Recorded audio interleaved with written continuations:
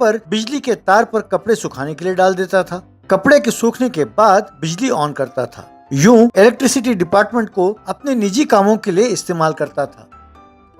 एक बार वो एक खंबे पर चढ़कर काम कर रहा था कि सामने वाले घर में से एक सुंदर सी लड़की बाहर आई। वहाँ खड़ी उसकी माँ, बेटी काजल, उन सूखे कपड़ों को जरा तय लगा देना बेटा।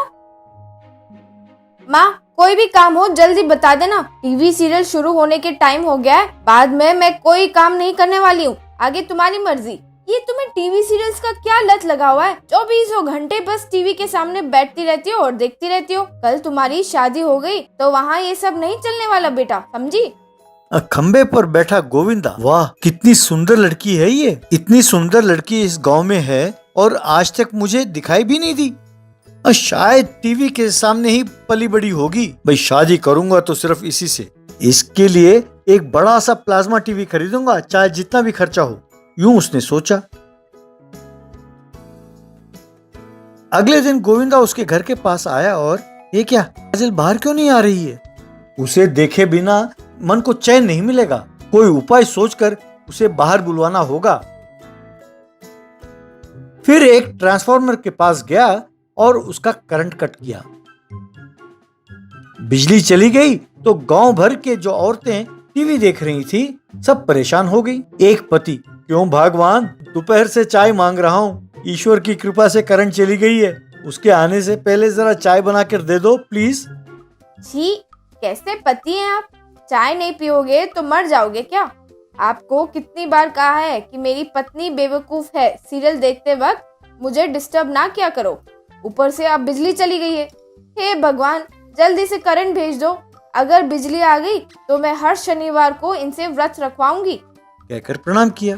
ये सुनकर पति परेशान हो गया। तभी घर पर टीवी न आने के कारण काजल ने गोविंदा को फोन किया। हेलो, इलेक्ट्रिसिटी डिपार्टमेंट सर, यहाँ बिजली नहीं है, क्या आप आकर इसको देखेंगे? गोविंदा खुश होकर, इसीलिए तो निकाला है, सॉरी, इसीलिए तो मुझे नौकरी पर लगाया है। वैसे आई एम मिस्टर गोविंदा, ये लीजिए, अभी हाजिर हो जाता हूँ। यूं वो उनके घर गया। वहाँ काजल से, अंधेरे में भी आपकी सुंदरता चांद की रोशनी की तरह चमक रही है। रुकिए, चेक करके बताता हूँ कि क्या हुआ है, कहकर वो फ्यूज को चेक करने लगा। अरे, पूरे गांव की बिजली नहीं है तो आप हमारे घर को चेक क्यों कर रहे हैं?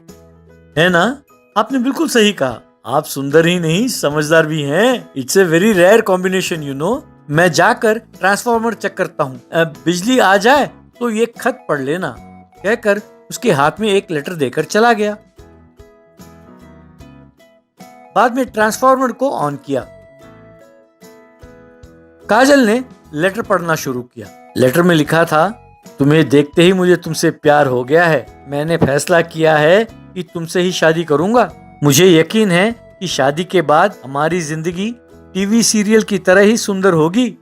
मैं तुम्हारे लिए 75 प्लाज्मा टीवी भी खरीदने वाला हूँ। शादी के बाद हम टीवी के सामने ही घर बसाएंगे। तुम्हारा गोविंद। ये पढ़कर काजल को भी उससे प्यार हो गया। इस तरह वो हर रोज बिजली काट देता था और वे दोनों अंधेरे में दीवार के पास खड़े होकर